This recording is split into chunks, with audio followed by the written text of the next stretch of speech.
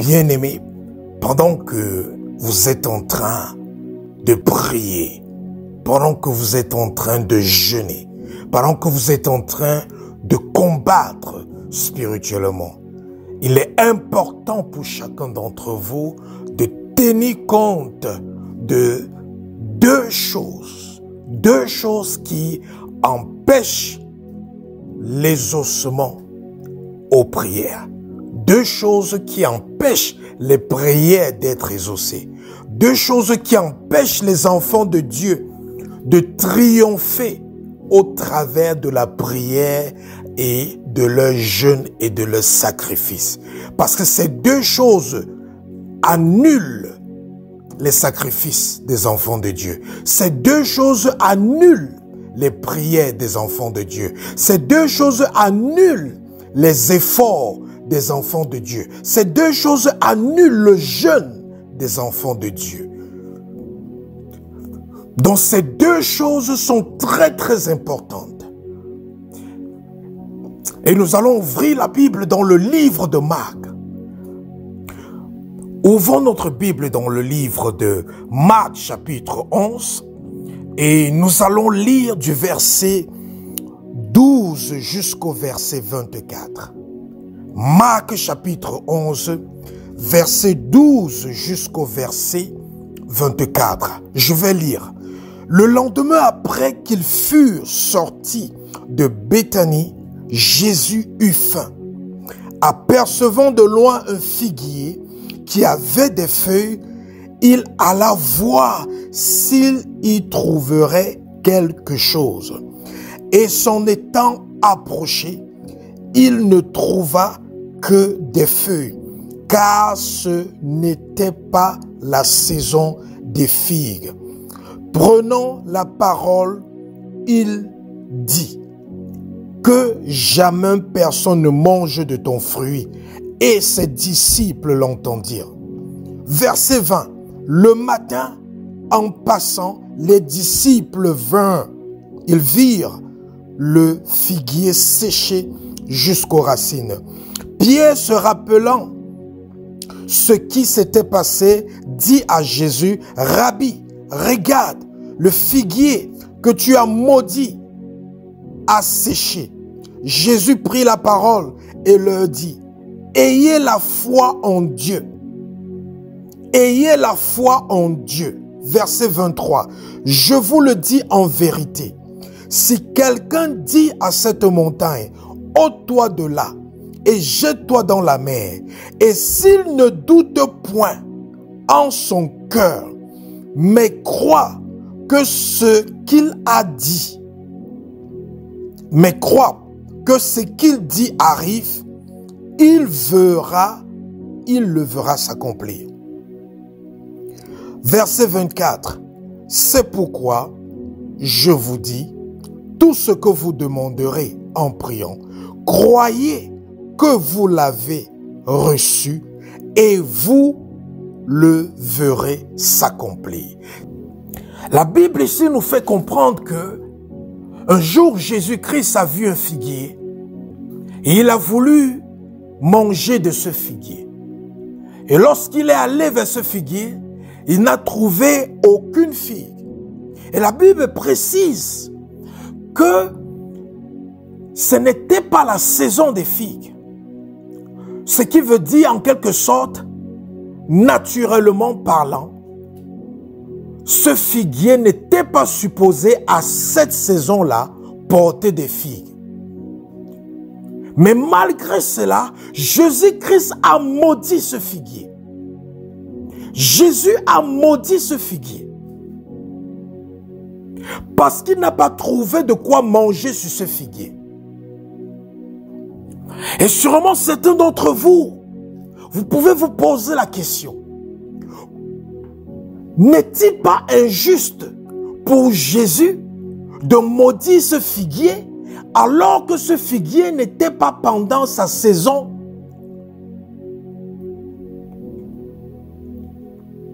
N'est-il pas injuste que Jésus sait qu'à cette saison précise, ce figuier n'est pas supposé avoir des figues, Mais malgré cela, il maudit le figuier parce qu'il n'a pas trouvé quelque chose à consommer de ce figuier.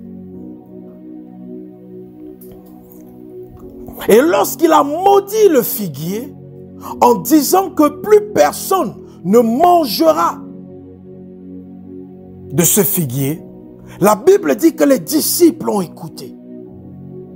Et le lendemain, lorsqu'ils sont passés vers le même endroit,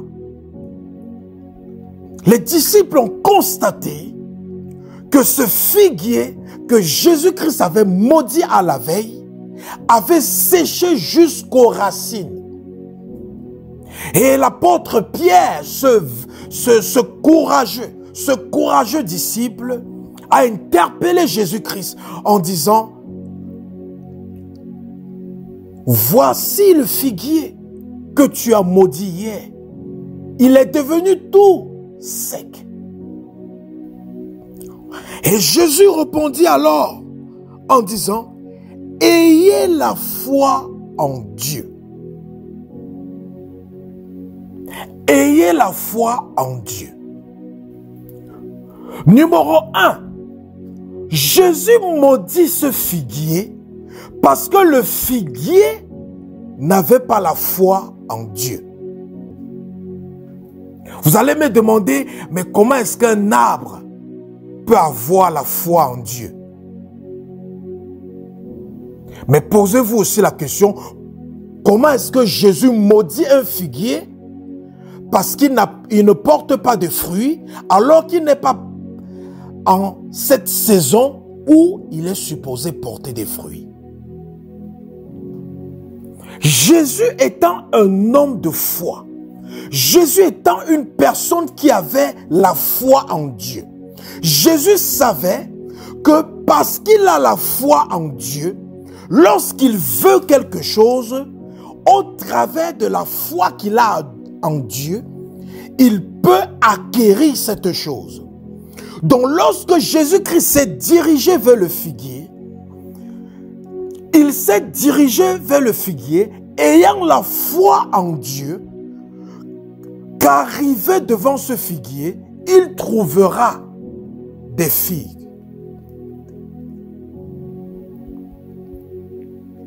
Mais malheureusement, lorsque Jésus arrive devant le figuier, ayant eu la foi en Dieu, qu'il va manger de ce figuier, il constate que le figuier n'a aucun fruit à lui présenter. Et c'est ainsi que Jésus-Christ maudit ce figuier. Jésus-Christ a maudit ce figuier parce que ce figuier a refusé de porter des fruits à Jésus. Jésus-Christ a maudit ce figuier parce que ce figuier a douté de la foi que Jésus avait en Dieu. Et c'est ce qui arrive à beaucoup d'enfants de Dieu.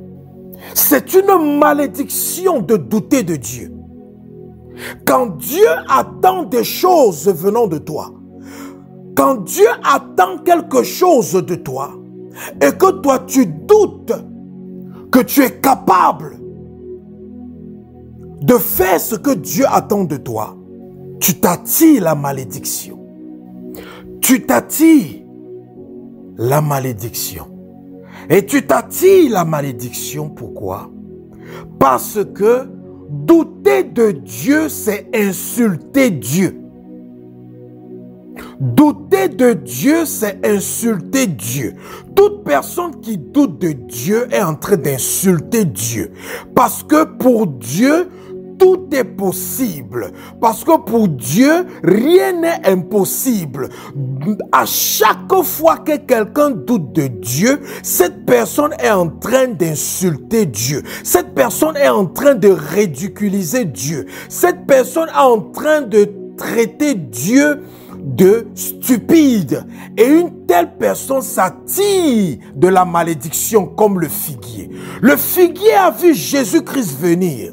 Et lorsque le figuier a vu Jésus-Christ venir, au lieu que le figuier croit que le fait que Jésus-Christ veut manger du fruit venant de moi, bien que je ne suis pas à ma saison, mais parce qu'il croit en Dieu, il va manger du fruit. Et lorsque le figuier a vu Jésus-Christ venir, au lieu que le figuier croit que le fait que Jésus-Christ veut manger du fruit venant de moi, bien que je ne suis pas à ma saison, mais parce qu'il croit en Dieu, il va manger du fruit. Et lorsque le figuier a vu Jésus-Christ venir, au lieu que le figuier croit que le fait que Jésus-Christ veut manger du fruit venant de moi, bien que je ne suis pas à ma saison, mais parce qu'il croit en Dieu, Il faut que je me tienne sur ce qu'il croit pour lui produire un fruit instantanément maintenant pour qu'il puisse se régaler de ce fruit. Mais le figuier a refusé de croire, de se tenir sur la foi que Jésus avait en Dieu lorsque Jésus venait vers ce figuier pour manger. Ce figuier a douté, il a douté de Dieu.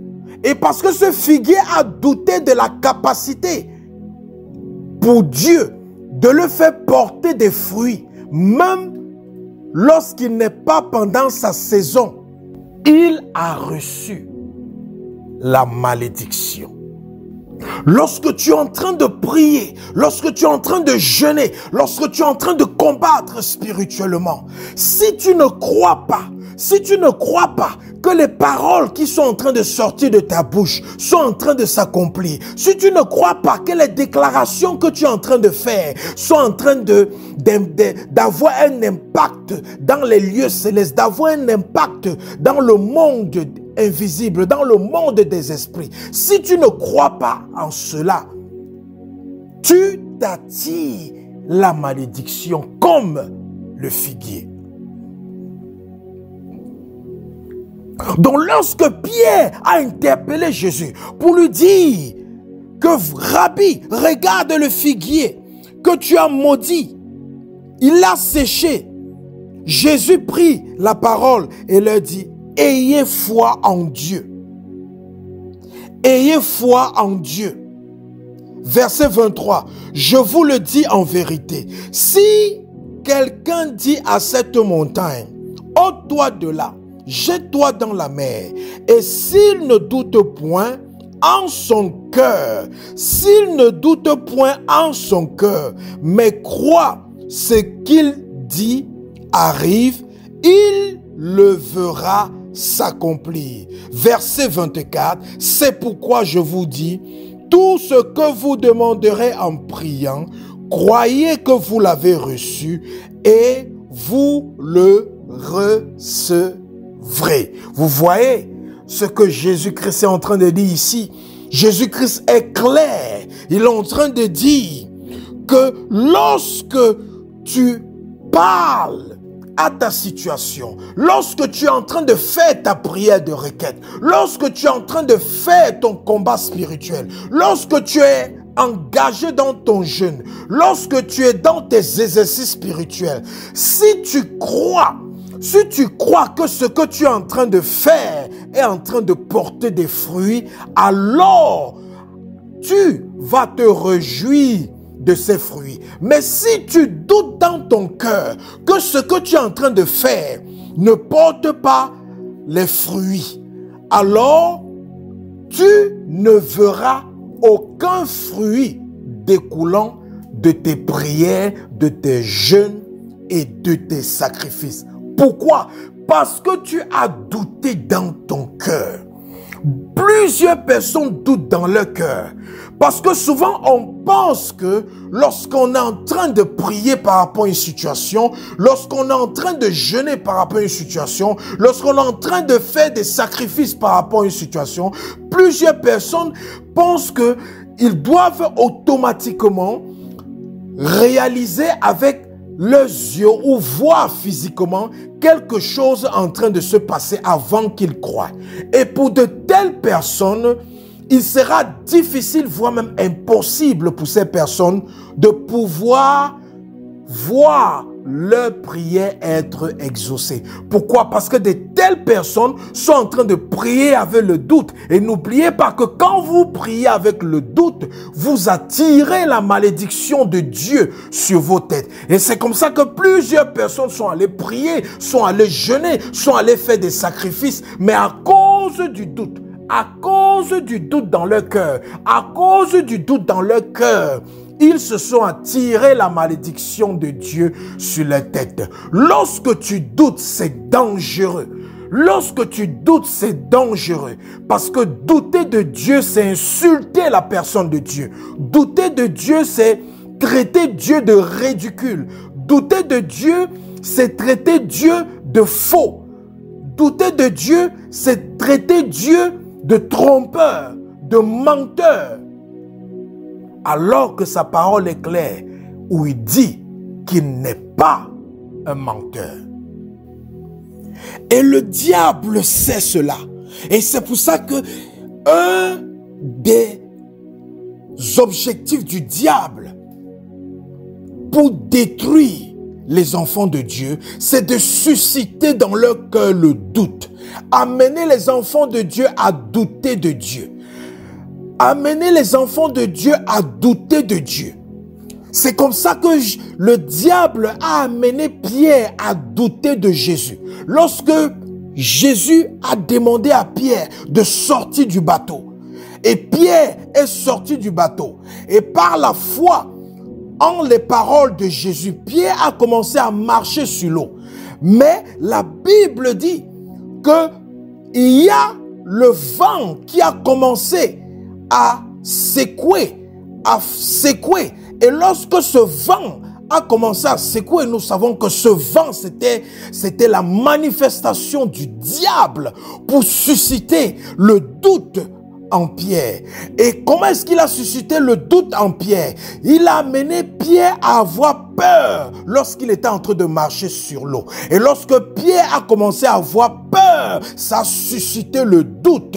Et lorsque le doute était là, Pierre a commencé à faire quoi? Il a commencé à s'enfoncer dans les eaux, au point où c'est Jésus qui est venu le sauver.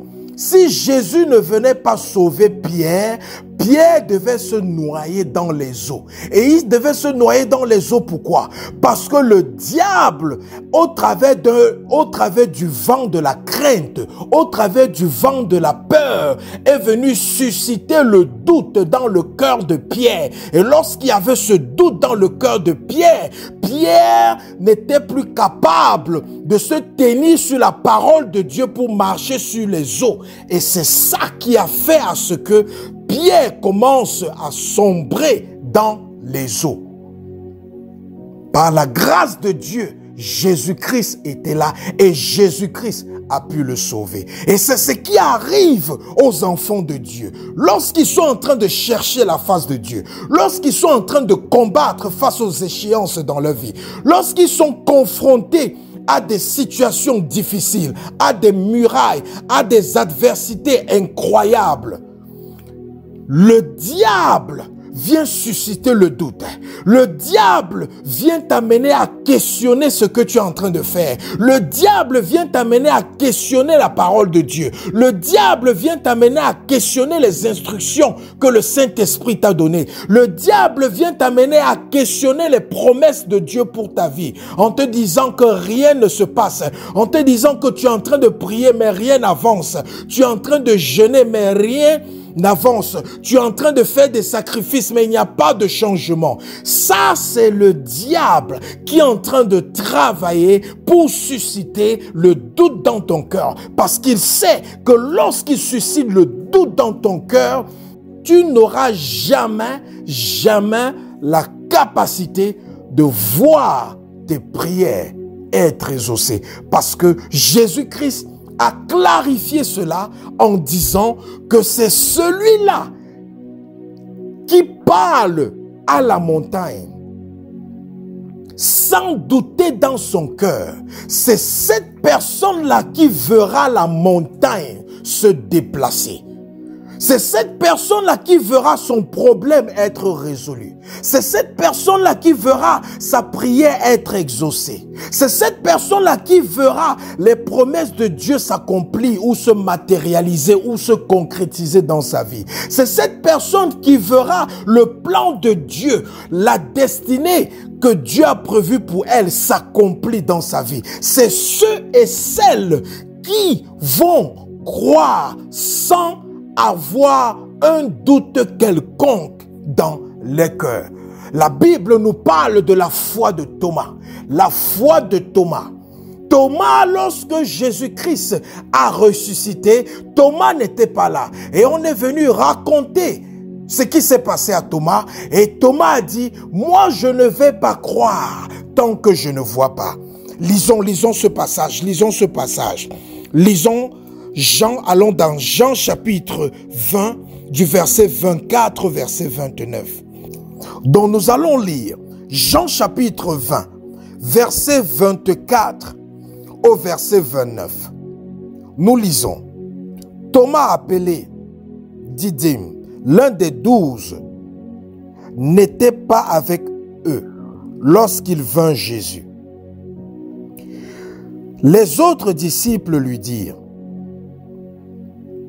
« Nous avons vu le Seigneur. » Mais il leur dit, « Si je ne vois dans ses mains la marque des clous, et si je ne mets mon doigt dans la marque des clous, et si je ne mets ma main dans son côté, je ne croirai point. » 8 jours après, les disciples de Jésus étaient de nouveau dans la maison et Thomas se trouvait avec eux.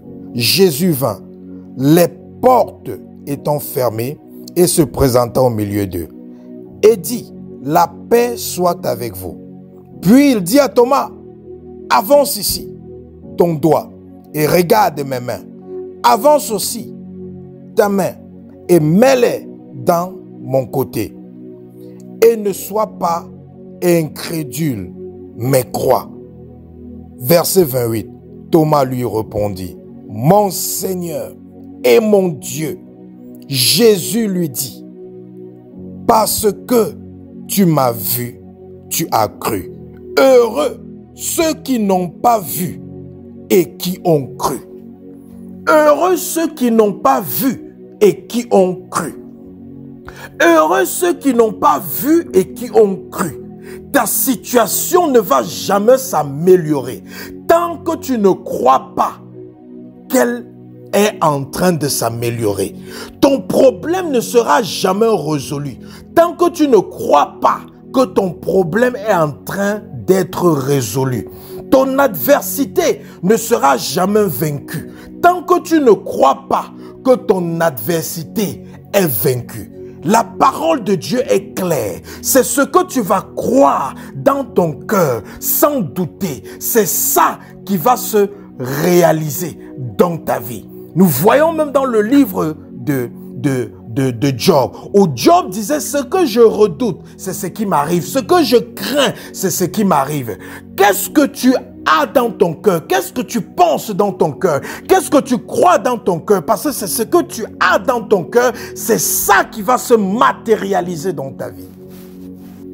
Ce n'est pas parce que tu es en train de prier, de jeûner, de faire des sacrifices et tu ne vois aucun changement physiquement autour de toi ou dans les circonstances de ta vie que tu vas penser que rien ne se passe. Ce n'est pas parce qu'avec tes yeux charnels, tu ne vois rien que tu vas croire que rien ne se passe.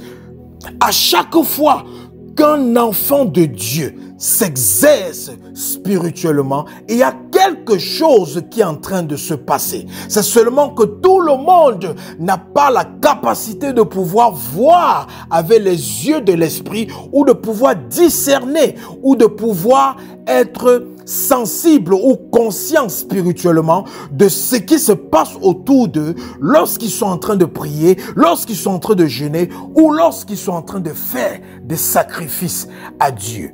Arrêtons d'être comme des chrétiens charnels. Thomas était un chrétien charnel. Thomas était un disciple charnel. C'est pour ça qu'il a dit que tant qu'il ne voit pas, il ne peut pas croire. Et c'est pour ça que Jésus-Christ a dit à Thomas que maintenant tu crois parce que tu m'as vu. Et Jésus a dit, mais heureux ceux-là qui vont croire sans m'avoir vu. Heureux ceux qui vont croire sans avoir vu. Heureux ceux qui vont croire sans avoir vu. C'est vrai que déjà le fait que tu prennes la résolution, que tu t'engages à prier, à jeûner, à faire des sacrifices, c'est vrai que cela est déjà un acte de foi. Mais ce n'est pas suffisant. Ce n'est pas suffisant. Parce que la Bible nous dit qu'une foi sans les œuvres est morte. Une foi sans les œuvres est morte. Une foi doit être accompagnée des œuvres. Et les œuvres qui accompagnent la foi doivent être inspirés par ce dont à quoi on croit.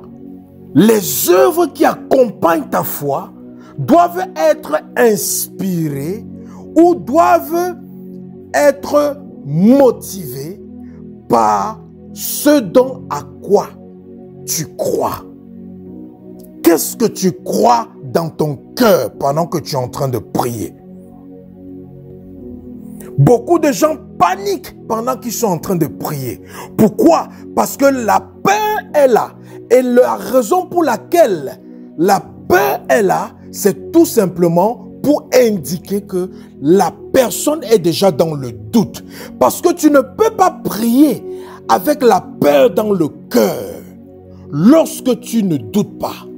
Lorsque quelqu'un prie avec la peur dans le cœur, à cause de l'adversité qu'il a en face de lui, ou à cause des défis qu'il a en face de lui, ou à cause des difficultés dans lesquelles il se trouve, si cette personne prie avec la peur dans le cœur, c'est une preuve que cette personne est en train de douter de Dieu. Parce que lorsque quelqu'un ne doute pas de Dieu, il est comme Shadrach, Meshach, Abednego. Ces trois personnes ne doutaient pas de Dieu. C'est la raison pour laquelle Meshach, Shadrach, Abednego n'ont jamais pleuré. Ils n'ont jamais pleuré lorsqu'on était en train de les acheminer dans la fournaise. Ils n'ont pas pleuré, ils n'ont pas crié, ils ne se sont pas plaints. Pourquoi? Parce que ces messieurs, dans leur cœur, il n'y avait aucun doute vis-à-vis de la foi qu'ils avaient en Dieu. Et c'est le cœur rempli de la détermination, le cœur qui rejette toute forme de doute. C'est ce cœur qui te permettra de voir ce que tu demandes lorsque tu es en train de prier. Donc pendant que tu pries, pendant que tu es en train de jeûner, pendant que tu es en train de faire ce combat spirituel, pendant que tu es en train de confronter ces esprits familiers, pendant que tu es en train de détruire ces autels maléfiques qui parlent contre ta vie, pendant que tu es en train de combattre les sorciers, les sorcières de ta famille, pendant que tu es en train de faire face à cette adversité qui se lève contre ta destinée, contre ton ministère, pendant que tu es en train de vouloir renverser les principautés établies dans ta famille, rassure-toi que dans ton cœur, il n'y a pas de doute. Même si au fur et à mesure que tu es en train de combattre, au fur et à mesure que tu es en train de prier, les choses s'empirent, sache que c'est le plan du diable pour susciter dans ton cœur le doute au travers de la peur.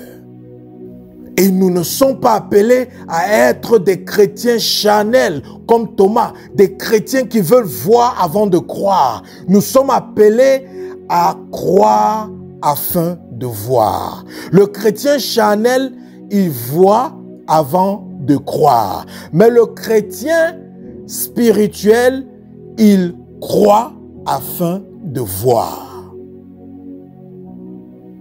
De quel côté te trouves-tu? Du côté du chrétien charnel ou du côté du chrétien spirituel? De quel côté te trouves-tu? C'est à toi de répondre à cette question. Parce que tu sais ce que tu as dans le cœur lorsque tu es en train de prier. Tu sais ce que tu as dans le cœur en ce moment que tu es en train de jeûner. Tu sais ce que tu as dans le cœur. Ce que tu as dans le cœur te dira dans quel camp tu te trouves. Ce que tu as dans le cœur te dira dans quel camp tu te trouves.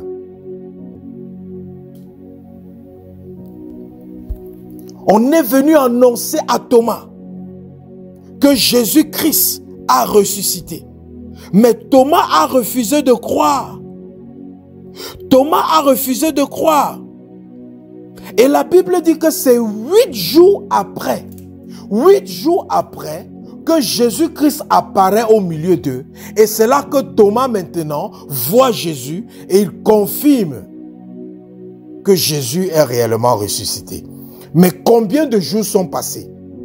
8 jours. 8 jours sont passés. Imaginez-vous ce que Thomas a perdu pendant ces 8 jours. À chaque fois que tu doutes, imagine combien tu es en train de perdre. À chaque fois que tu doutes parce que tu ne vois rien, imagine combien tu es en train de perdre. À chaque fois que tu doutes, imagine combien de fois tu es en train d'attirer la malédiction de Dieu sur toi, comme le figuier a attiré la malédiction de Jésus sur lui. Quand Dieu te dit que tu peux, sache que tu peux. Même si physiquement tu ne peux pas. Lorsque Dieu te dit que tu es capable, sache que tu es capable. Même si physiquement tu n'es pas capable.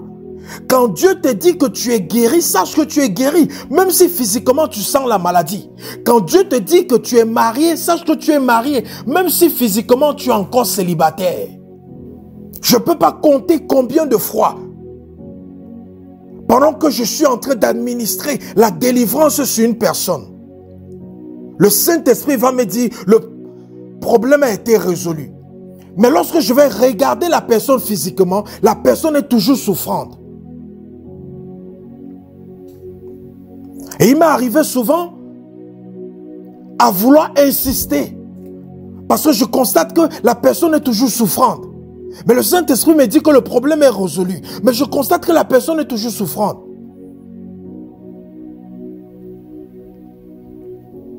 Et c'est quand je décide de ne plus regarder à l'état physique de la personne et de me tenir sur ce que le Saint-Esprit dit. C'est là que, après quelque temps, la personne est totalement restaurée. Il m'est arrivé d'être face à des situations où quelqu'un entre la vie et la mort. Et pendant que je veux faire des prières de combat, le Saint-Esprit me demande d'adorer. Et je commence à faire l'adoration. Je commence à faire l'adoration. Je commence à faire l'adoration. Et ceux qui sont autour de moi me regardent comme un malade. Ils disent, mais comment quelqu'un est entre la vie et la mort? Ce monsieur est seulement en train de chanter. Et quand je finis d'adorer, la personne est libérée. La personne est soulagée instantanément. Souvent, il y a des cas, Dieu dit que c'est bon, le problème a été résolu. Mais physiquement, tu ne vois rien. Et la personne part. Et quelque temps après, la personne constate que son problème a été résolu. Qu'est-ce que tu crois dans ton cœur lorsque tu es en train de prier? C'est important. Ça déterminera ce que tu vas recevoir. Parce que Jésus est clair que c'est ce que tu crois dans ton cœur. C'est ce que tu crois que tu as déjà reçu que tu vas voir s'accomplir. Jésus a dit, c'est ce que tu crois que tu as déjà reçu. C'est pour ça que plusieurs personnes ne sont pas mariées parce qu'elles ne croient pas qu'elles sont déjà mariées. Oui, c'est bizarre. Oui, logiquement, ça ne fait pas sens. Logiquement, ça ne fait pas sens. C'est pour ça que la Bible dit que la sagesse des hommes est une folie pour Dieu. Et la sagesse de Dieu est une folie pour les sages de ce monde.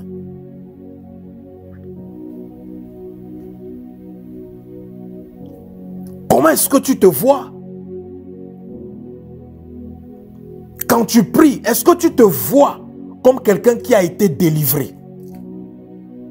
Quand tu pries, est-ce que tu vois dans ton esprit que tu es délivré? Parce que lorsque tu pries, si tu ne vois pas dans ton esprit que tu es délivré, si tu ne crois pas que tu as reçu ta délivrance, tu n'auras jamais ta délivrance. Lorsque tu es malade, si tu ne crois pas, pendant que tu es en train de prier, que tu as reçu la guérison, tu n'auras jamais la guérison. Parce que Jésus était clair, c'est ce que tu crois dans ton cœur, c'est ça qui va se réaliser. Donc la première des choses qui empêche les ossements, c'est qu'on ne croit pas. On croit en Dieu, mais on ne croit pas que le Dieu là a déjà résolu le problème. On croit en Dieu, mais on ne croit pas qu'on a déjà reçu ce qu'on demande. Donc quand tu pries, n'oublie pas Marc chapitre 11 verset 24 qui dit: tout ce que vous demanderez en priant, croyez que vous l'avez reçu et vous le verrez s'accomplir. Ça, ce sont les paroles de Jésus. Ce sont les paroles de Jésus. Ce sont les paroles de Jésus. Ce sont les paroles de Jésus. Tout ce que vous demanderez en prière, croyez que vous l'avez reçu et vous le verrez s'accomplir. Donc pendant que tu es en train de jeûner, pendant que tu es en train de faire ton combat spirituel, pendant que tu es en train de faire tes prières de délivrance, pendant que tu es en train de faire tes sacrifices, pendant que tu es en train de faire tes exercices spirituels, crois que tu as déjà reçu ce que tu es en train de demander. Et c'est là que tu verras cela s'accomplir. Dieu te donne ce qui t'appartient. Dieu te donne ce qui t'appartient. Donc quand tu es en train de prier, ce que tu demandes là, c'est quelque chose qui t'appartient. Parce que Dieu va te donner toujours ce qui t'appartient. Dieu ne te donnera jamais ce qui ne t'appartient pas.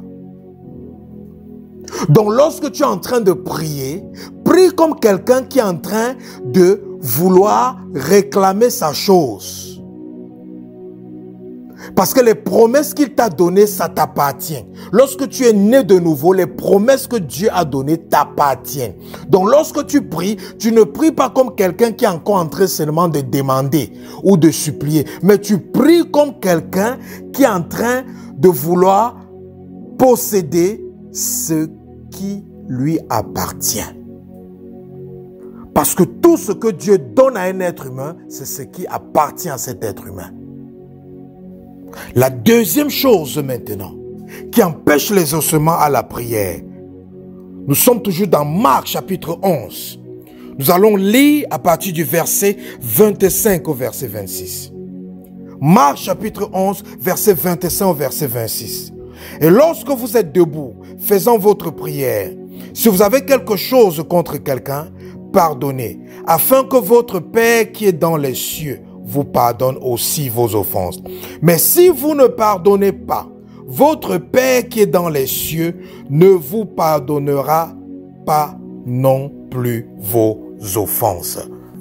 Voilà la deuxième chose qui empêche les prières d'être exaucées. Dieu ne peut pas exaucer les prières de quelqu'un qui a le cœur attaché. Quelqu'un qui a un cœur dans lequel il a attaché les gens. Quelqu'un qui a un cœur dans lequel il a emmagasiné les rancunes. Quelqu'un qui a un cœur dans lequel il a sauvegardé. Il a sauvegardé les offenses qu'il a expérimentées. Un cœur pareil est un cœur chargé négativement. C'est un cœur qui est chargé de fardeaux négatifs. Un cœur pareil est un poison pour le corps de cette personne et c'est un poison pour l'âme de cette personne. Et quand ton âme est empoisonnée, tu commences à avoir un mauvais caractère, une mauvaise personnalité, une mauvaise attitude. Pourquoi? Parce que ton âme est empoisonnée par ce que tu as sauvegardé dans ton cœur. Quand tu as sauvegardé les rancunes, tu as attaché les gens dans ton cœur, ton corps est empoisonné et à cause de ça tu es malade. Plusieurs enfants de Dieu sont malades parce que leur cœur est empoisonné. Leur corps est empoisonné par le contenu de leur cœur. Si tu ne le savais pas, le manque de pardon est un poison.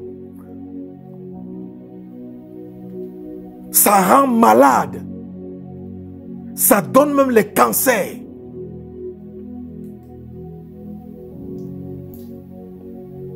Ça donne les cancers. Ça donne les AVC, les crises cardiaques, la tension. Il te faut pardonner. Il te faut pardonner si tu veux que tes prières soient exaucées. Dieu ne pourra pas exaucer les prières de quelqu'un qui n'est pas miséricordieux. Dieu ne sera jamais miséricordieux envers quelqu'un qui n'est pas miséricordieux. Dieu ne pardonnera jamais quelqu'un qui ne pardonne pas les autres. Donc, avant de demander pardon à Dieu pour ce que tu as fait contre Dieu, avant de demander pardon à Dieu pour le mal que tu as fait, rassure-toi que tu as d'abord pardonné ceux qui t'ont fait le mal.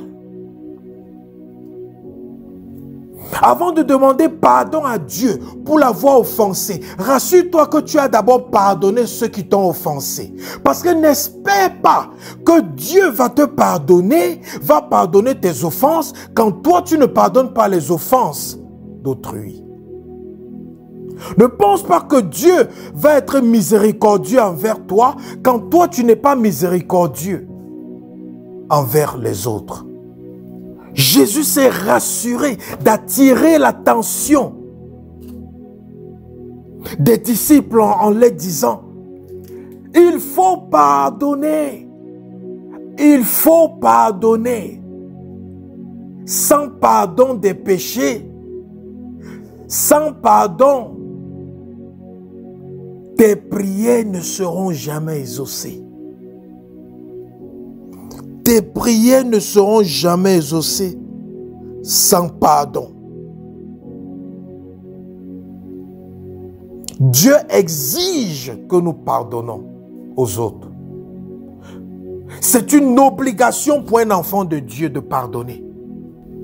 Il faut pardonner. Quel que soit ce qu'on t'a fait, il faut pardonner. On pardonne parce que Dieu nous exige de pardonner. C'est pas facile de pardonner. C'est pas facile de pardonner. Mais c'est pour ton bien qu'il faut que tu pardonnes. Parce que si tu ne pardonnes pas, les rancunes qui sont dans ton cœur vont te rendre malade. Les rancunes qui sont dans ton cœur vont rendre ton âme malade. Et comme ton âme est le siège de la personnalité de l'être humain, tu auras une personnalité négative. Tu auras un caractère négatif. Tu auras des émotions négatives. Tu auras une intelligence négative. Tu auras une volonté négative. Pourquoi? Parce que ton âme est souillée par le manque de pardon dans ton cœur.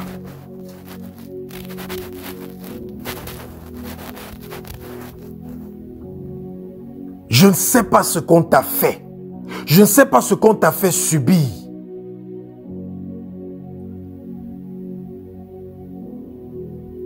Même si ceux qui t'ont fait subir cela ne t'ont jamais demandé pardon, toi, pardonne-les. C'est pour le salut de ton âme. Toi, pardonne-les. C'est pour l'exaucement de tes prières. Toi, pardonne-les. C'est pour ta délivrance. C'est pour ta guérison. C'est pour ta restauration. Toi, pardonne-les.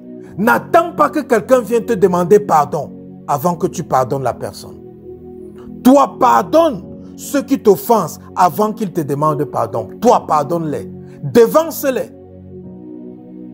Et c'est pour ça que tu seras toujours supérieur à ces personnes. Même si c'est difficile, demande au Saint-Esprit de t'aider à pardonner. Demande au Saint-Esprit de t'aider à pardonner. Parce que souvent, des gens vont te faire des choses qui seront très très difficiles à pardonner. Mais il faut que tu saches que tu es obligé de pardonner. Qu'avant j'avais la difficulté à pardonner.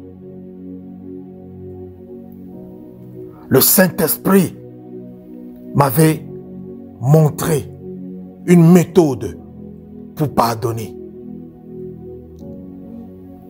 Et il me disait la nuit, cite les noms de tous ceux que tu n'arrives pas à pardonner. Cite leurs noms individuellement et déclare que tu les aimes.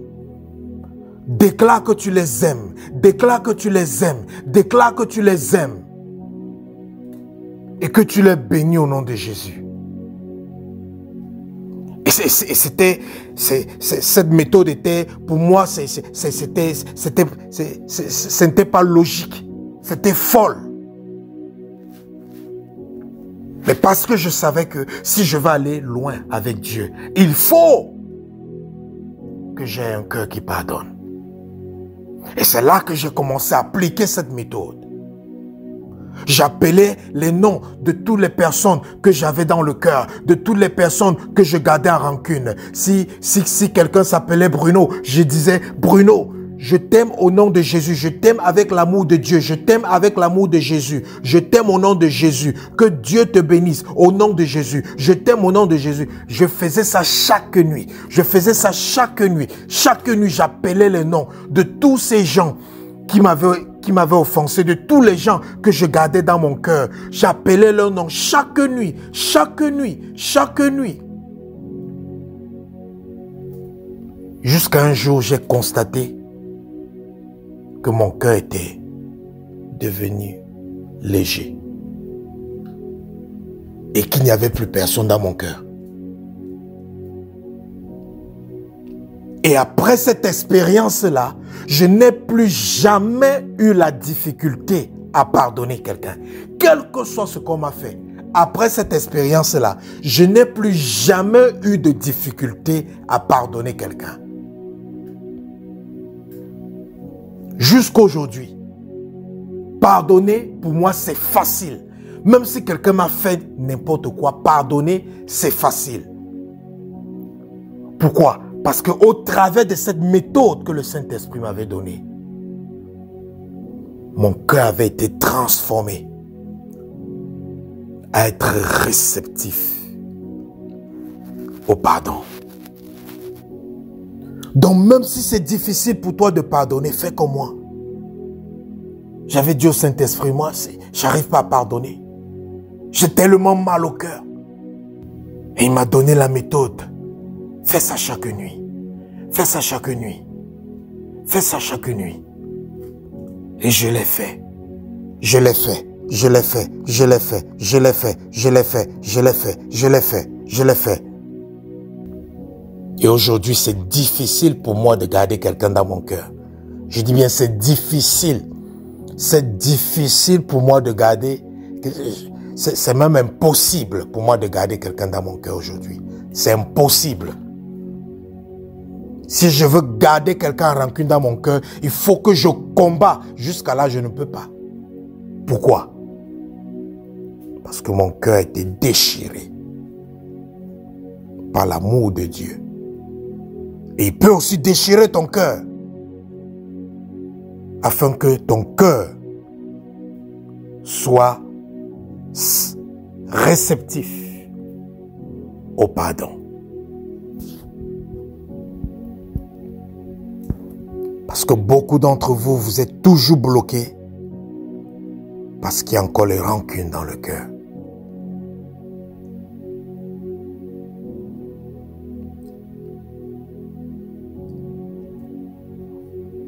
C'est pour ça que même lorsque vous vous engagez dans le combat spirituel, faites attention de ne pas développer la haine contre les agents sataniques que vous combattez.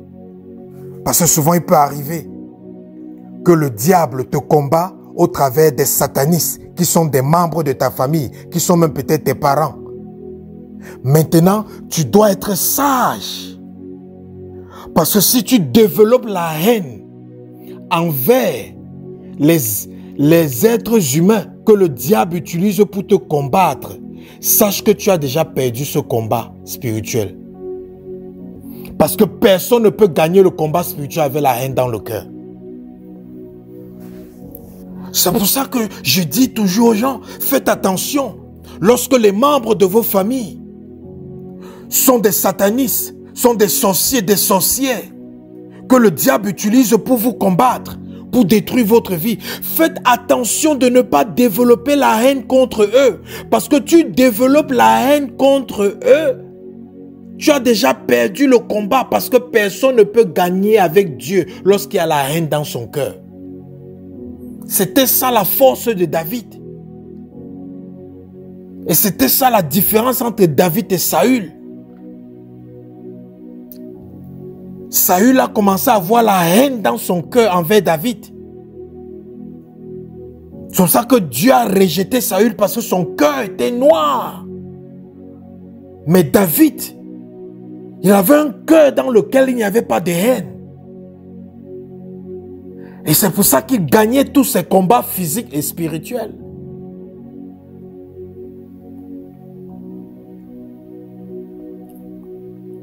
Parce que tu peux être là que ton père est le sorcier qui est en train de détruire ta vie. Ton père est le sorcier que Satan utilise pour détruire ta vie. Toi maintenant, tu vas aller développer la haine envers ton père parce qu'il est sorcier. Et tu oublies que la Bible a dit: honore ton père et ta mère afin que tes jours se prolongent. Tu veux vivre longtemps, mais tu ne veux pas honorer ton père et ta mère parce qu'ils sont des sorciers, des sorcières. Le diable t'a eu. Tu vas mourir précocement. Parce que pour vivre longtemps, il faut honorer son père et sa mère. Et tu ne peux pas honorer quelqu'un que tu hais dans ton cœur. Donc faites attention de ne pas développer la haine envers les êtres humains. Lorsque vous développez la haine envers les êtres humains, parce que ces êtres humains sont méchants, vous tombez dans le piège du diable. Et vos prières maintenant ne peuvent plus être exaucées. Moi je cause avec des sorciers, on rit, on blague. Je cause avec des satanistes. Je sais qu'ils sont satanistes. Eux-mêmes, ils savent que je sais qu'ils sont satanistes. Mais on échange ensemble. Je cause même avec des satanistes qui combattent ma vie. Pourquoi? Parce que je sais que tant que je ne développe pas la haine contre eux, ils ne pourront jamais me vaincre. L'ennemi arrive souvent à vous renverser parce qu'il vous amène à développer la haine contre les êtres humains. C'est le diable qui utilise les êtres humains pour détruire les êtres humains. Et la haine contre les démons. Et la haine contre le diable. Et la haine contre les puissances maléfiques. Mais n'est pas la haine contre un être humain. C'est que tu as déjà perdu le combat spirituel. Il y a des lois du monde invisible. Quand tu ne respectes pas ces lois, directement, tu reçois la sentence. C'est pour ça qu'un enfant de Dieu peut être là en train de faire le combat spirituel. Il reçoit une flèche et il tombe, il meurt. On va dire, mais il est en train de prier au nom de Jésus. Comment il tombe, il meurt? Oui, il prie au nom de Jésus. Mais il y a une loi sûrement qu'il a brisée. Il y a un principe spirituel sûrement dont il était ignorant. Et le diable a pris avantage de cela pour le renverser. La Bible dit que Satan, vous pensez que Satan est ici sur terre? Vous pensez que Satan est là derrière les gens? Satan n'a pas ce temps. Ce sont ces esprits, ces principautés, ces démons qui sont là derrière les êtres humains. Satan, sa chaise, c'est au trône de Dieu. La Bible dit qu'il est assis au trône de Dieu. La Bible l'appelle l'accusateur pour nous accuser jour et nuit. Satan reste au trône de Dieu pour t'accuser. Que regarde ton enfant. Il dit qu'il est né de nouveau. Regarde comment il a la haine envers son frère parce que son frère est sorcier. Est-ce que c'est ce que ta parole dit, Dieu? Dieu dit non. Satan dit, donc j'ai le droit légal dans sa vie. Dieu est obligé de laisser. Ou bien de susciter quelqu'un qui va intercéder pour toi en ta faveur pour que tu aies la miséricorde. Et ça c'est un autre enseignement. comment vivre avec les satanistes, les sorciers, sans qu'ils ne soient capables de triompher sur votre vie. Vous pouvez vivre au milieu des satanistes sans qu'ils ne soient capables de vous vaincre, sans qu'ils ne soient capables même de vous toucher. Vous pouvez. Mais il y a des lois spirituelles qu'il faut connaître, des lois dans le monde spirituel qu'il faut connaître. Quand tu connais ces lois, tu respectes ces lois, même si tu pars dormir au cimetière, aucun mort ne va se lever pour venir te toucher. Il y a des choses que quand tu connais, même si tu es en train de marcher, tu arrives, tu vois, tu arrives, tu es fatigué, tu vois un cimetière, tu vas aller te coucher sur la tombe de quelqu'un là-bas et tu vas bien dormir. Et tu vas dormir, tu n'auras aucun cauchemar. Pendant la nuit, tu ne vas que voir les anges. Alors que tu es en train de dormir sur la tombe de quelqu'un et dans un cimetière. Pourquoi on ne peut pas te toucher? Pourquoi il n'arrive même pas à troubler tes rêves? Parce que tu connais les lois du monde des esprits. Et quand tu respectes les principes du monde des esprits, ils ne peuvent pas te toucher. Ils ne peuvent pas te toucher. C'est pour ça que Satan est allé réclamer le corps de Moïse. L'ange est venu pour arracher le corps. L'ange n'a pas pu arracher le corps de Moïse. L'ange a dit, mais Dieu, le Père qui est assis sur le trône là, lui là, il va reprendre le corps de Moïse. Même dans le monde spirituel, il y a les limitations. Posez-vous la question, pourquoi l'ange de Dieu a laissé le diable prendre le corps de Moïse? Il a plutôt dit que c'est Dieu qui va régler ce problème. Pourquoi? Parce que ce problème n'était même pas au niveau de l'ange.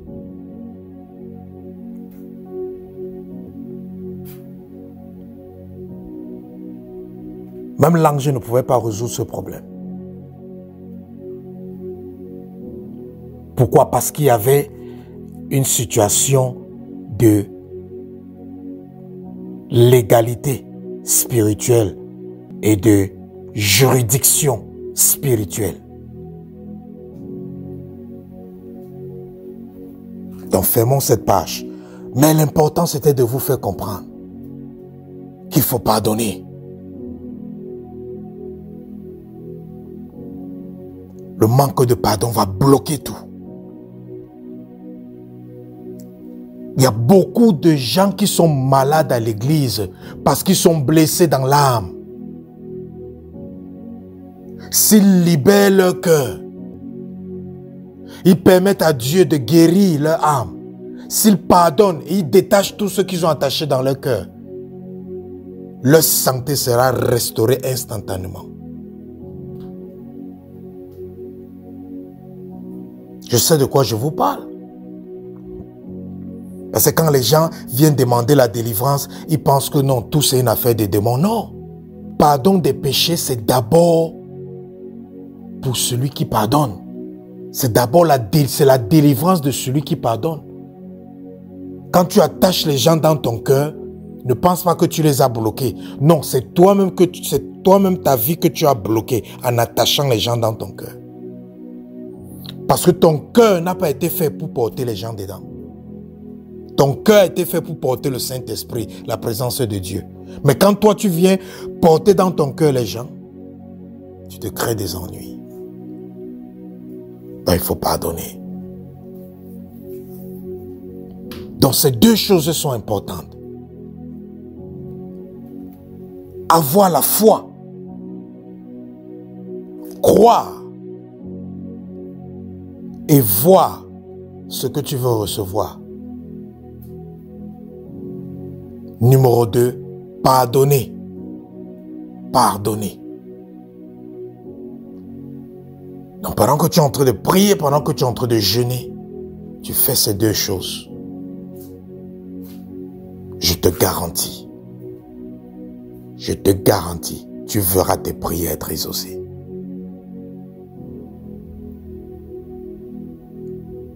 Tu verras tes prières être exaucées. Nous allons prier. Avant qu'on ne prie, s'il y a quelqu'un qui n'a pas encore donné sa vie à Christ, si tu ne donnes pas ta vie à Christ, tout ce qu'on a dit là et tout ce qu'on va faire tout à l'heure, tu ne pourras pas bénéficier de quoi que ce soit. Il faut que tu donnes ta vie à Christ pour devenir un enfant de Dieu et pour maintenant devenir co-héritier avec Jésus, afin de pouvoir aussi jouir des promesses de Dieu. Donc si tu n'as pas encore donné ta vie à Christ, répète ces paroles après moi. Dis, ô Père, je reconnais que tu as envoyé ton Fils unique Jésus-Christ sur terre pour mourir pour mes péchés. Je me repens de mes péchés. Je me repens de ma mauvaise vie. Je confesse Jésus-Christ dans ma vie et je l'accepte comme Sauveur et Seigneur. Et que dès aujourd'hui et à jamais, que ma vie t'appartienne et que tu sois et que tu demeures le seul maître dans mon cœur et dans ma vie. Au nom de Jésus. Amen. Je vais prier pour toi qui viens donner ta vie à Christ. Père, je prie que toute personne qui vient de donner leur vie à Christ, que tu puisses leur donner la grâce de te chercher, de t'aimer, la grâce de rester fidèle et la grâce de te servir pour le restant de leur vie jusqu'à ce que tu viendras les chercher pour les amener au ciel. Au nom de Jésus-Christ, nous avons prié. Amen. Alléluia. Maintenant, nous allons prier. Tu vas demander à Dieu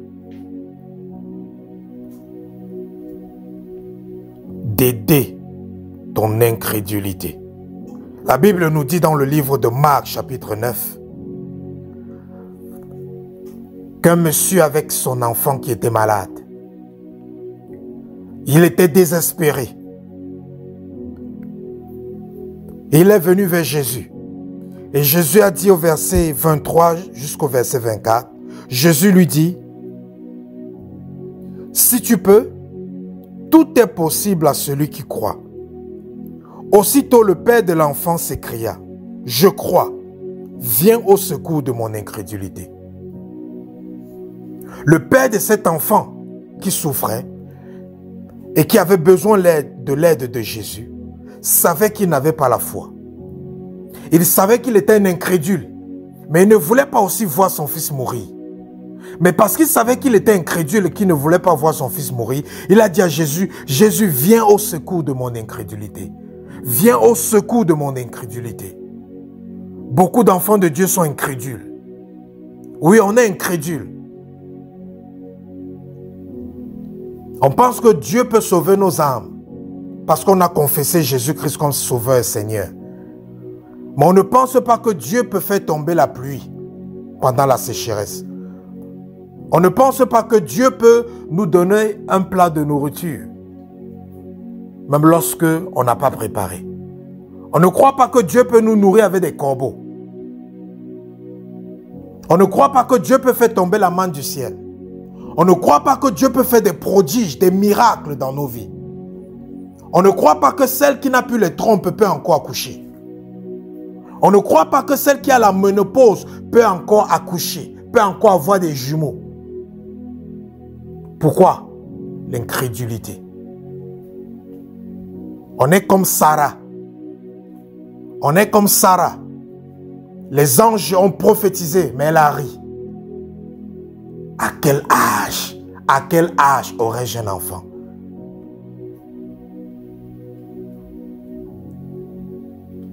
C'est ça l'incrédulité. On est à l'église, mais on est incrédule. Non, ça fait longtemps que je combats. Ça fait longtemps que je combats. Je ne vois pas de situation. Ma situation a changé. Je suis fatigué. Et je suis fatigué. Je pense que je vais abandonner. Peut-être ma vie est finie. Non, non, non. Tu es incrédule.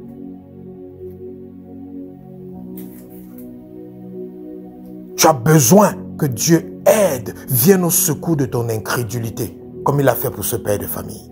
Et quand Dieu vient au secours de ton incrédulité, il te fera croire d'une manière inébranlable. Il fera de toi une personne inébranlable dans la foi. Il fera de toi une personne qui sera affermie dans les saintes écritures. Une personne qui sera enracinée. Une personne qui ne chancellera point. Comme la Bible dit, la montagne de Sion. Elle ne chancelle point. Elle est affermie pour toujours.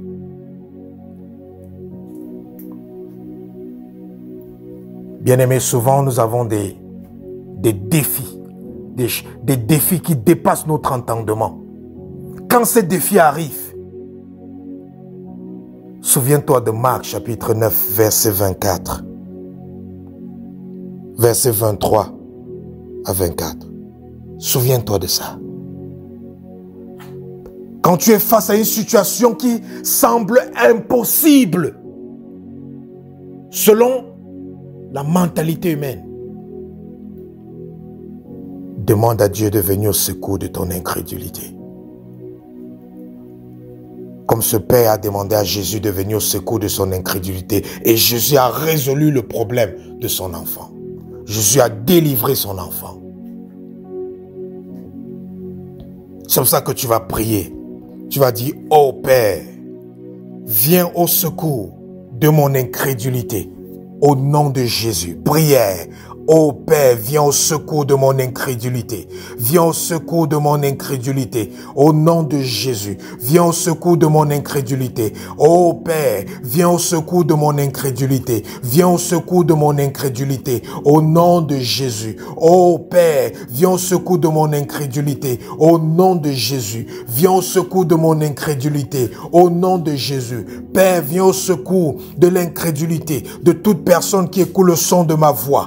Quelle que soit leur localisation, viens au secours de leur incrédulité. Cette incrédulité que le diable utilise pour les empêcher d'acquérir leur possession. Cette incrédulité que le diable utilise pour les divertir, pour les éloigner de toi. Cette incrédulité que le diable utilise pour les disqualifier. Ô Père, viens au secours de l'incrédulité de tous ceux qui écoutent le son de ma voix maintenant. Au nom de Jésus-Christ, nous avons prié.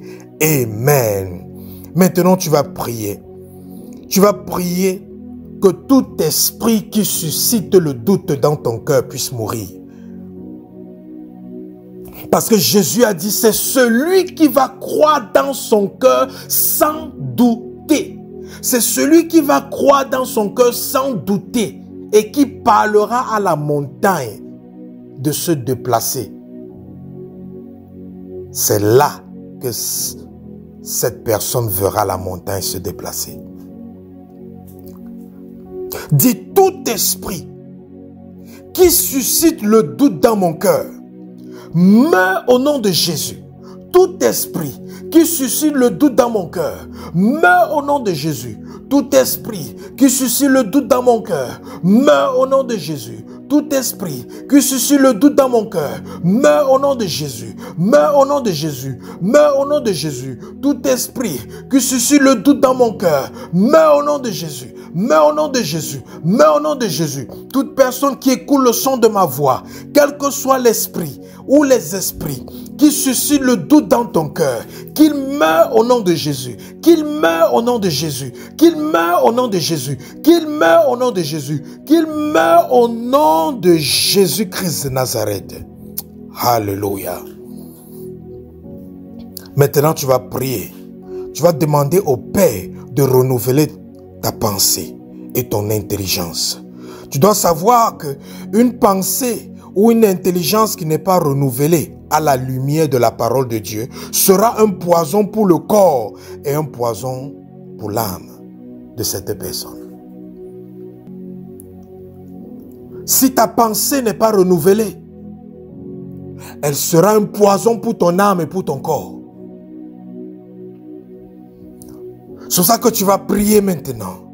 Dis, ô Père, aide-moi à renouveler mon intelligence et ma pensée à la lumière de ta parole, au nom de Jésus.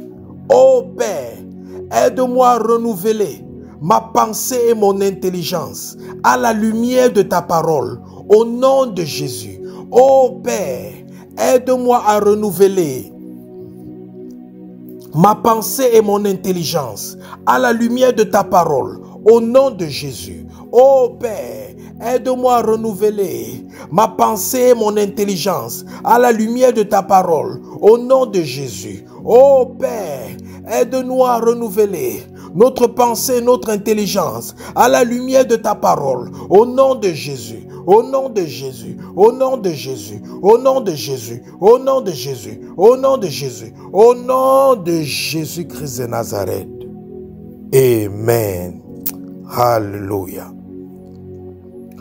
Maintenant, tu vas prier. Père, décharge mon cœur de tout fardeau maléfique. Tu ne peux pas pardonner parce que ton cœur est chargé. Le diable a chargé ton cœur avec les fardeaux maléfiques. C'est pour ça que ton cœur pèse, ton cœur est lourd. Et c'est pour ça que tu n'arrives pas à écouter la voix de l'Esprit de Dieu. Tu n'arrives pas à être connecté aux anges. Tu n'arrives pas à être connecté au lieu céleste. Tu n'es que dans les cauchemars, dans la dépression, dans le stress, dans la peur, dans l'inquiétude, dans les soucis. Pourquoi? Les fardeaux maléfiques. Dis, ô Père, décharge mon cœur de tout fardeau maléfique au nom de Jésus. Ô Père, décharge mon cœur de tout fardeau maléfique au nom de Jésus. Ô Père, décharge mon cœur de tout fardeau maléfique au nom de Jésus. Ô Père, décharge mon cœur de tout fardeau maléfique au nom de Jésus. Ô Père, décharge mon cœur de tout fardeau maléfique au nom de Jésus. Ô Père, décharge mon cœur de tout fardeau maléfique au nom de Jésus-Christ. Nous avons prié. Amen. Maintenant, tu vas demander au Père de t'aider à te pardonner toi-même. Parce que pour que Dieu pardonne quelqu'un, il faut que la personne se pardonne elle-même. Et il y a beaucoup de gens qui passent leur temps à se culpabiliser. Sache que la culpabilité est un démon. La culpabilité qui t'empêche de te pardonner toi-même est un démon. Parce que la culpabilité qui vient du Saint-Esprit, c'est pour te convaincre. On n'appelle même pas ça la culpabilité. Le Saint-Esprit vient avec ce qu'on appelle la conviction. Il vient te convaincre de péché, de jugement et de la justice de Dieu. Mais la culpabilité que les êtres humains ont, ils passent leur temps à regretter. Ils passent leur temps à se sentir coupables pour les erreurs qu'ils ont faites, pour les problèmes qu'ils ont causés, pour les situations qu'ils ont engendrées. Ils passent toute leur vie à se culpabiliser, Bien-aimé, tu ne peux pas recevoir le pardon de Dieu si toi-même tu ne te pardonnes pas. Beaucoup d'entre vous, vous devez vous pardonner vous-même. Pardonne-toi à toi-même. Pardonne-toi toi-même. Si tu ne te pardonnes pas, Dieu ne peut pas te pardonner. Dieu ne peut pas pardonner quelqu'un qui ne sait pas pardonner lui-même. Dieu ne peut pas pardonner quelqu'un et oublier le péché de la personne lorsque la personne passe son temps à se rappeler de son péché. La Bible dit que quand Dieu pardonne, c'est table rase dans sa mémoire. Il efface, il ne se souvient plus. Mais si toi, tu continues à te rappeler du mal que tu as fait, des injustices que tu as engendrées, des méchancetés que tu as fait, si tu passes ton temps à te rappeler des erreurs que tu as commises, si tu passes ton temps à te rappeler des bêtises que tu as faites, sache que Dieu n'est plus là-dedans. Le Saint-Esprit n'est plus là-dedans. Tu es possédé par le démon de la culpabilité. C'est pour ça que tu vas prier. Dis, Père, aide-moi à me pardonner moi-même. Au nom de Jésus. Père, aide-moi à me pardonner moi-même. Au nom de Jésus. Père, aide-moi à me pardonner moi-même. Au nom de Jésus. Père, aide-moi à me pardonner moi-même. Au nom de Jésus. Père, je prie pour toute personne qui écoute le son de ma voix. Toutes ces personnes qui ont la difficulté à se pardonner elles-mêmes. Parce qu'elles ont été à l'origine de beaucoup de mauvaises choses. Elles ont été à l'origine de beaucoup d'erreurs. Père, je prie pour ces personnes que tu les accordes la grâce, la force de pouvoir se pardonner elles-mêmes. Père, accorde-les la grâce de se pardonner elles-mêmes. Donne la force à ces personnes de se pardonner elles-mêmes. Que ces personnes se pardonnent elles-mêmes. Qu'elles se pardonnent elles-mêmes. Que le regret ne soit plus leur portion au nom de Jésus. Que la culpabilité diabolique dans leur vie maintenant soit ôtée au nom de Jésus. Je prends autorité sur toi qui m'écoute en ce moment, qui est possédé par un démon de culpabilité. Je commande à ce démon de sortir de ta vie. Au nom de Jésus, je chasse ce démon hors de ta vie. Je chasse ce démon hors de ta vie. Ce démon de culpabilité qui passe le temps à te démoraliser, qui passe le temps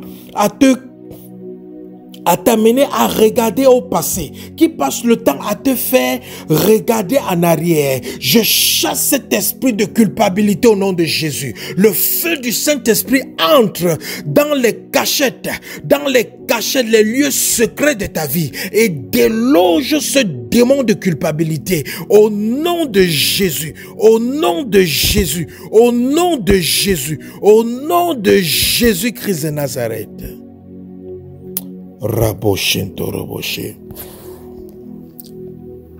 Maintenant, tu vas prier. Dis, Père, aide-moi à pardonner les autres. Apprends-moi à pardonner les autres. Aide-moi à pardonner les autres au nom de Jésus. Oh Père, aide-nous à pardonner les autres. Aide-moi à pardonner les autres. Aide-moi à pardonner les autres.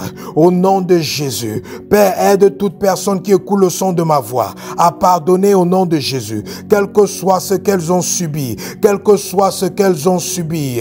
Aide-les à pardonner au nom de Jésus. Aide-les à oublier au nom de Jésus. Aide-les, Seigneur. Aide-les à vider leur cœur. Aide-les à détacher toutes les personnes qu'elles ont attachées dans leur cœur. Au nom de Jésus. Aide-les, Seigneur. Aide-les, Seigneur. Aide-les au nom de Jésus. Aide-les au nom de Jésus. Déchire leur cœur. Déchire leur cœur afin que leur cœur soit toujours réceptif au pardon. Au nom de Jésus. Au nom de Jésus. Au nom de Jésus-Christ de Nazareth. Amen.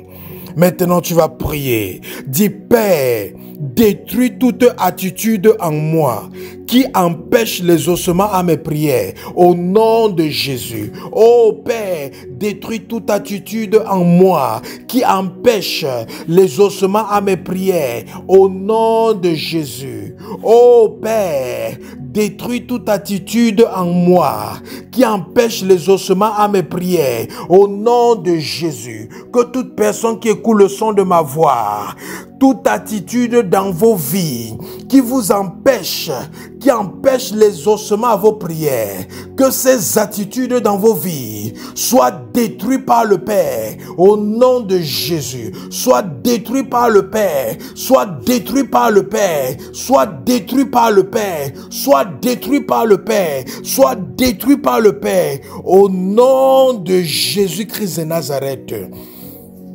Père, rends-moi inébranlable face à tout défi et adversité, au nom de Jésus. Oh Père, rends-moi inébranlable face à tout défi et adversité, au nom de Jésus. Oh Père, rends-moi inébranlable face à tout défi et adversité, au nom de Jésus. Oh Père, rends-moi inébranlable face à toute adversité et tout défi, au nom de Jésus. Père, je prie que toute personne qui écoute le son de ma voix, rends-les inébranlables, face à toute adversité, à tout défi, à tout challenge dans leur vie. Rends-les inébranlables au nom de Jésus. Qu'ils soient affermis dans les saintes écritures, comme la montagne de Sion qui est affermie pour toujours et qui ne chancelle point. ces personnes soient affermies pour toujours au nom de Jésus. Au nom de Jésus. Et que quelles que soient les intempéries de la vie, que vous ne soyez jamais ébranlés au nom de Jésus. Quelles que soient les intempéries de la vie, que vous ne soyez jamais secoués au nom de Jésus. Quelles que soient les intempéries de la vie, que vous ne cédez jamais à la peur, que vous ne cédez jamais à la défaite, que vous ne cédez jamais à l'intimidation satanique.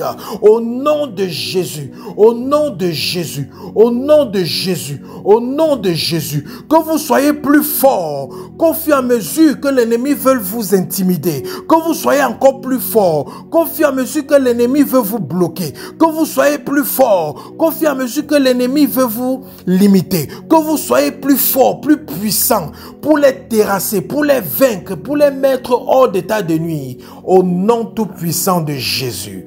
Père, je prie pour toute personne qui m'écoute en ce moment qui est malade. Esprit de maladie, je te maudis dans le corps de toute personne qui m'écoute en ce moment.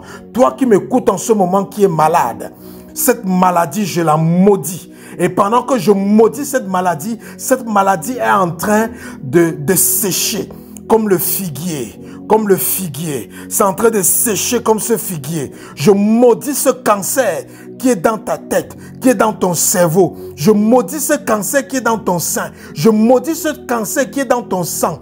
Je maudis cela au nom de Jésus. Je maudis cela au nom de Jésus. Je maudis cela au nom de Jésus. Je maudis cela au nom de Jésus. Toi qui as le mal d'estomac, je maudis ce mal d'estomac au nom de Jésus. Je maudis la racine de ce mal d'estomac au nom de Jésus. Ce mal d'estomac qui t'empêche de jeûner. Ce mal d'estomac qui te fait vomir, qui te fait rejeter à chaque fois que tu consommes de la nourriture. Je maudis ce mal d'estomac au nom de Jésus. Cet acide qui monte dans ton tube digestif, je maudis ça au nom de Jésus. Je maudis ça au nom de Jésus. Je maudis ça au nom de Jésus. Toi qui as les complications dans les intestins, je maudis ces complications au nom de Jésus. Et pendant que je les maudis, tes intestins sont rétablis, restaurés, rétablis, restaurés, rétablis, restaurés. Je décrète et je déclare la vie dans toute personne qui m'écoute en ce moment. Je déclare la vie dans tes os. Je déclare la vie dans ton sang. Je déclare la vie dans ton âme. Oh, je décrète et je déclare que tu ne seras jamais la victime d'un sorcier dans ta famille au nom de Jésus. Je décrète et je déclare que tu ne seras jamais la victime de la sorcellerie au nom tout puissant de Jésus. Je décrète et je déclare que la mort précoce ne sera pas ta portion au nom de Jésus-Christ. Je décrète et je déclare que ce qui a vaincu tes aïeux, tes ancêtres, tes parents, tes grands-parents sera vaincu dans ta vie au nom tout-puissant de Jésus-Christ. Merci, Roi des Rois. Merci, Alpha Oméga. Je bâtis une haie avec le sang de Jésus autour de tout ce que vous avez reçu en ce moment. Que cette haie empêche le diable d'avoir accès à tout ce que Dieu vous a permis d'acquérir pendant ce moment au nom tout-puissant de Jésus-Christ. Je décrète et je déclare que tout ce que vous avez reçu soit permanent par la puissance du sang de Jésus et par le feu dévorant du Saint-Esprit au nom tout-puissant de Jésus-Christ de Nazareth. Merci Père pour toutes choses. C'est au nom de Jésus que nous avons prié.